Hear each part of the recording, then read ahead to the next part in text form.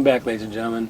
Nancy Pelosi is on the hot seat after spending tens of millions of dollars, losing again in Georgia's recent special election. 0-4, and the Democrats are wondering, why doesn't everyone get a trophy? This was the one that they were going to take. They brought an outsider in, didn't even live in the district, spent nearly $30 million, all of Hollywood, all the big heavy leftists, all the media. This was the one that was going to show the American people that they were sick of Trump, they were ready to turn the page. What happened? Well, you know what I'm waiting for? The midterm elections. Now, first of all, 2/3 of the senators that are running for re-election are Democrats. Also, the midterms will be after 2 years of Trump being president. It'll show if the American people are really behind him.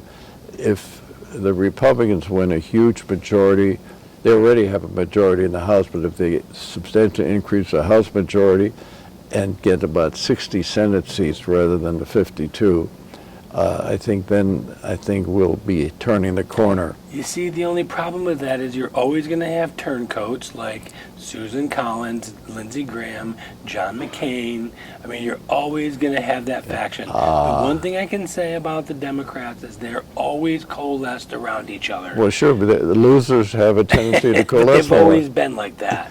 And the Republicans they have never the Freedom been. Caucus, they have the Tuesday Caucus, they've got the McCain, they've got so many factions and splinters that it's difficult to keep But together. you see, what you make a very good point, and the way I look at it is the reason they're doing it, they think they can get away with it. If Trump, there's an awesome power in the presidency. I mean, a president, to me, the latter-day president that I respect the most is Ronald Reagan. How did he do it? He and Tip O'Neill was the Speaker of the House, and he was an intelligent man, and he realized this is not a party thing, this is a pro-American thing. So he and Reagan literally cooperated. Well, there's no chance you're going to narrow the chasm between the two parties. If anything, they're going to get wider. So the point is, I believe that Trump will have to be tougher and do more executive orders in a way that may always, he'll be called a dictator. That's fine, as long as he gets the job done. I'm being very honest about it. I think if he's going to continue to try to follow along with the historical ease of balance of power between Congress and President and so on, I'd say the only thing that he's accomplished in that direction is getting Gorsuch through by the nuclear option, where they didn't have to vote 60 members of the Senate. They could do it with simple majority. So far, I haven't seen that.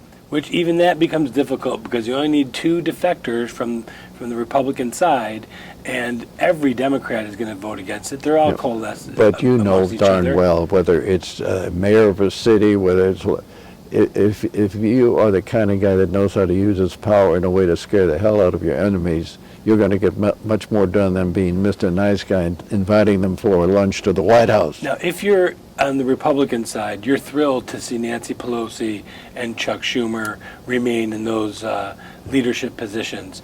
If you're Nancy Pelosi, are you aware enough and self-aware enough to realize how much you're damaging your own party at this point? They don't care. I mean, they care about their own position. They've given up the worrying about the party. They want Schumer is the top guy in the Senate for the Democratic Party, and so is Nancy Pelosi.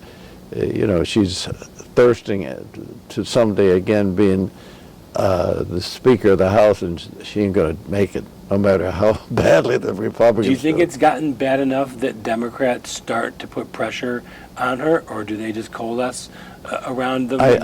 I think that you said it at the beginning of this dialogue, that the best thing the Republicans have going for them is the Democrats. And the Democrats are totally split. There is no, the guy that was in competition with this guy, Paris, was Ellison, a Muslim. The Democratic Party is so weak and so disorganized They're only benefiting by the inability of the Republican Party to get their act together. It's almost like watching Charlie Brown play football. Yeah, I would say that's a good analogy. Now, Bernie, the good old socialist communist, and his wife are being investigated for a real estate deal worth up to $10 million, which Mrs. Sanders allegedly has been telling fibs about. Isn't that interesting that the guy who's for the little guy, Mr. Socialist himself, would be under investigation? And if you want to talk about corruption and investigations, that's one that no one's talking about. You know, all these investigations usually don't amount to a hill of beans. I said the only thing that really put Trump across was the fact that even the labor union leaders, other than the civic, SEIU? But the UMW, the UAW, Teamsters. steel workers, and so on, they wanted Trump to win because without Members, people working, jobs. they don't have a job themselves. Right. So whatever the reason was, but all these things are still in the state of formation, and I think to make any objective statement about where we think it's going is still up in the air. Supreme Court Justice Kennedy has been rumored to been thinking about retiring. The latest is that he's now saying he'll stick around. How much longer do the Ginsburgs and the Kennedys, are they just sticking around because of the Trump to see what happens in 2018? Yeah, I think so. I think you answered your own question very well. I think that's exactly right. I think more and more now, you know, that's still November 2018 may seem some time away, but it's coming pretty fast. I think that's going to be the determination. If Trump has tremendous support in the House and the Senate in that election, I think he's really going to take full advantage of it. See, the trouble is, right now, this healthcare disaster, which is caused by the fact that Obamacare is exploding as we speak, is standing in the way of infrastructure, Jobs, tax cuts, bringing money back in. All these things aren't happening because of that healthcare situation.